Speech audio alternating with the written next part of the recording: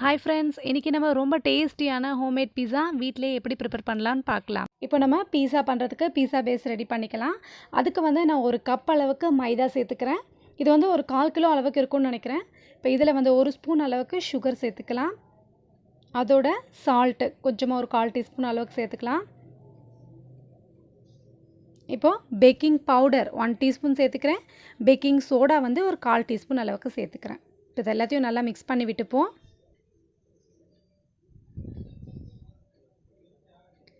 இப்போ இதில் நம்ம தயிர் சேர்க்க போகிறோம்.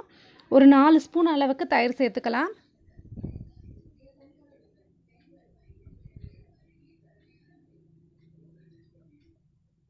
இப்போ இதை நல்லா மிக்ஸ் பண்ணி விட்டுப்போம்.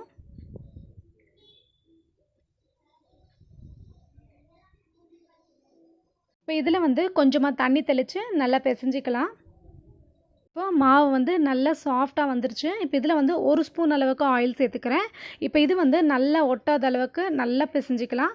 இதில் கொஞ்சமாக மாவும் சேர்த்துக்கிட்டு கையில் ஒட்டாத அளவுக்கு பிசைஞ்சு எடுத்துக்கலாம் நம்ம. இப்போ நமக்கு பேட்டர் ரெடி ஆகிடுச்சு. நல்லா சாஃப்டாக இருக்குது பாருங்கள். இப்படி தான் இருக்கணும் பேட்டரு. இப்போ நம்ம 2 பீஸா அளவுக்கு செய்ய போகிறோம். ஸோ இதை 2ஆக கட் பண்ணிக்கலாம். இப்போ இது நம்ம நல்லா உருட்டி வச்சுருவோம். ஒரு 15 மினிட்ஸ் அளவுக்கு இந்த மாவு நல்லா ஊறட்டும். இப்போ 2த்தையும் ரவுண்டாக உருட்டிடலாம்.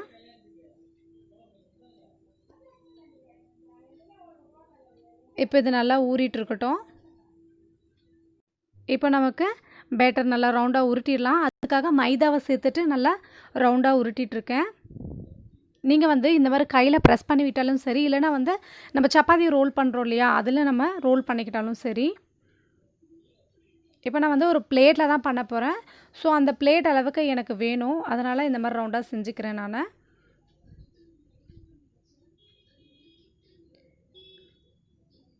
இப்போ நான் இந்த பிளேட்டில் தான் பண்ண போகிறேன். ஸோ இந்த பிளேட்டில் ஒட்டாமல் வரணுன்றதுக்காக இந்த பிளேட்டில் கொஞ்சமாக ஆயில் சேர்த்துக்கிறேன். இல்லைனா நீங்கள் பட்டர் இருந்தாலும் பட்டர் அப்ளை பண்ணிக்கலாம். இப்போ இது நல்லா இது பண்ணிக்கலாம், க்ரீஸ் பண்ணி விட்டுக்கலாம் பிளேட்டை.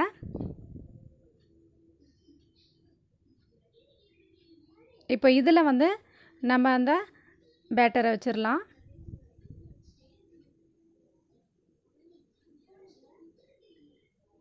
கரெக்டாக அந்த பிளேட் அளவுக்கு நம்ம எவ்வளோ தேவையோ அந்த அளவுக்கு நல்லா அழகாக ரோல் பண்ணி விட்டுப்போம்.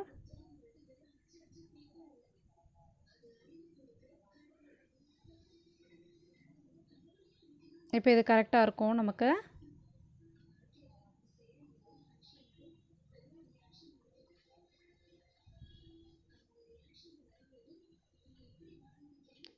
இப்போ இதில் நம்மளுக்கு இப்படியே நம்ம பேக் பண்ணோன்னா என்ன ஆகும்னா, இது நல்லா உப்பலாக வரும். ஏன்னா இது மைதா தானே சேர்த்துருக்கோம். ஸோ நல்லா ஃப்ளஃபியாக உப்பலாக வரும்.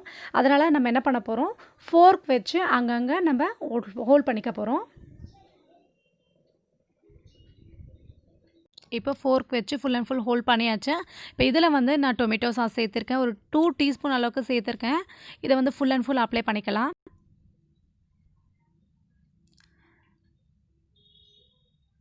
இப்போ இதோட நான் பீஸா அண்ட் பாஸ்தா சாஸ்ன்னு கடைகளில் கிடைக்குது. எல்லாம் சூப்பர் மார்க்கெட்ஸில் எல்லாத்துலேயும் கிடைக்குது. அந்த சாஸ் வாங்கியிருக்கேன். அது ஒரு 2 ஸ்பூன் அளவுக்கு சேர்த்துக்கலாம். இதையும் சேர்த்து நல்லா அப்ளை பண்ணி விட்டுக்கலாம். இந்த மாதிரி ஸ்நாக் ஐட்டம்ஸ்லாம் சொல்லவே வேணாம். பசங்களுக்கெல்லாம் ரொம்பவே பிடிச்ச ஐட்டம் இது. ஸோ நம்ம வீட்டிலே ட்ரை பண்ணி கொடுத்தோன்னா கொஞ்சம் நல்லாயிருக்கும் வெளியே வாங்குறத விட. ஸோ அதனால் கொஞ்சம் ட்ரை பண்ணி பாருங்கள். இப்போ இது எல்லாத்தையும் நல்லா அப்ளை பண்ணியாச்சு. அடுத்தது நம்ம மொசரெல்லா சீஸ் எடுத்துக்கலாம். இதை நான் துருவி வச்சுருக்கேன் மொசரெல்லா சீஸை. இப்போ இதை நல்லா அப்ளை பண்ணி விட்டுக்கலாம் கொஞ்சம்.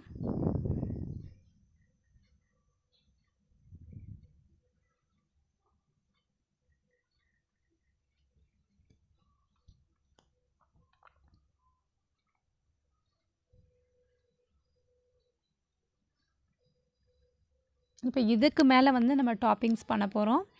ஃபஸ்ட்டு நான் ஆனியன் சேர்த்துக்க போகிறேன். ஆனியன்ஸ் போட்டுக்கலாம். இந்த மாதிரி ஆனியன்ஸை நீல வாக்கில் கட் பண்ணி வச்சுருக்கேன், கொஞ்சம் பெருசு பெருசாக சேர்த்தாச்சு. இப்போ அதோட கேப்சிகம் கட் பண்ணி வச்சுருக்கேன், க்ரீன் கலர் கேப்சிகம், அதை சேர்த்துக்கிறேன்.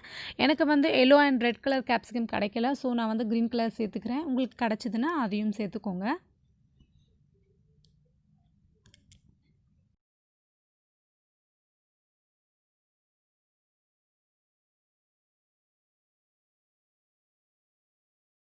கேப்சிகம் சேர்த்தாச்சு. இப்போ இதில் வந்து டொமேட்டோ சேர்த்துக்க போகிறேன்னா, டொமேட்டோ பீசஸை இந்த மாதிரி ஸ்லைசஸாக கட் பண்ணி வச்சுருக்கேன். இப்போ அதோடு சேர்த்துக்கிறேன். இப்போது இதோட வந்து நமக்கு ஸ்வீட் கார்னு, அதுக்கப்புறமா வந்து ஆலிவ்ஸு இதெல்லாம் வந்து நம்ம சேர்த்துக்கிட்டோன்னா இன்னும் கொஞ்சம் நல்லாயிருக்கும். ஸோ நான் இப்போ இதில் வந்து சில்லி ஃப்ளேக்ஸ் ஆட் பண்ணிக்கிறேன். நம்ம டேஸ்ட்டுக்கு தகுந்த மாதிரி சேர்த்துக்கலாம். அதோட ஒரிகானோ எடுத்து வச்சுருக்கேன். அதை வந்து ஒரு 1/4 டீஸ்பூன் அளவுக்கு ஆட் பண்ணிக்கிறேன். இது இப்போ ஃபுல் அண்ட் ஃபுல் ரெடி ஆகிடுச்சு. இப்போ இதில் வந்து சைடில் ஆயில் சேர்த்துட்டு இதை நம்ம பேக் பண்ண ரெடி பண்ணிடலாம். இப்போ நான் வந்து குக்கரை ஹீட் பண்ணி வச்சுருக்கேங்க. ஒரு 15 மினிட்ஸ் முன்னாடியே வச்சுட்டேன் குக்கரை. இப்போ அதில் வந்து இந்த பிளேட்டை வச்சிடுறேன். இப்போ நம்ம வந்து குக்கருக்கு கேஸ்கெட்டும் வெயிட்டும் இல்லாமல் ஒரு 15 மினிட்ஸ் அளவுக்கு லோ ஃப்ளேமில் குக் பண்ணிக்கலாம். இப்போ வந்து ஒரு 15 மினிட்ஸ் கழித்து ஓப்பன் பண்ணி பார்க்குறேன். இப்போ வந்து ரொம்ப சூப்பராக ரெடி ஆகிடுச்சுங்க. சைட்லலாம் நல்லா வெந்திருக்கு. பார்க்கறதுக்கு நல்லா கலர்ஃபுல்லாக இருக்குது பாருங்கள். இப்போது பீஸா எடுத்து வெளியே வச்சாச்சு. இப்போ நம்ம இதை வெளியே எடுத்துடலாம். எப்படி எடுக்கலான்னு பாருங்கள். சூப்பராக வந்திருக்குங்க. எங்கேயுமே ஒட்டலை. ரொம்ப சூப்பராக பர்ஃபெக்டாக வந்திருக்கு. இப்போ இதை நம்ம கட் பண்ணிடலாம்.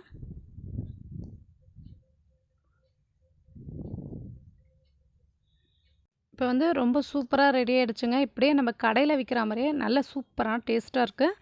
ஸோ கண்டிப்பாக நீங்களும் உங்கள் வீட்டில் ட்ரை பண்ணி பாருங்கள். இந்த ரெசிபி உங்களுக்கு பிடிச்சதுன்னா என்னோடய சேனலை லைக் பண்ணுங்கள், ஷேர் பண்ணுங்கள், சப்ஸ்கிரைப் பண்ணுங்கள். மறக்காமல் கமெண்ட் பண்ணுங்கள். தேங்க்யூ.